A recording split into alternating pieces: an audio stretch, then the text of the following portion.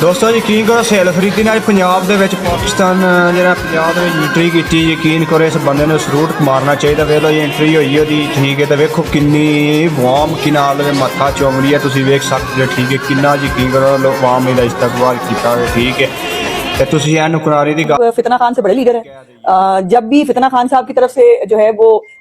आई है बाहर निकलने की कॉल, कितने लोग निकले लिबर्टी राउंड अबाउट के ऊपर, और अब भी इतना खूबसूरत लिबर्टी राउंड अबाउट सजा हुआ है, वहां पर अभी भी क्रिसमस ट्री लगा हुआ है, लाइटें हैं, लाइटें शाइटें देखें, लेकिन पौधे तबाह करेंगे। अगर वहां पर अपने वो जो जंगली उनके साथ कुछ लोग हैं अब वो आएंगे तो वो गलत बात। पाकिस्तान में पौधे का ऐलान किया पौधे लाइए ठीक है तो तुसीं ओहदी गल ते यकीन नहीं किया, तुसीं आखिया ही इग्नोर कर दिता ही ठीक है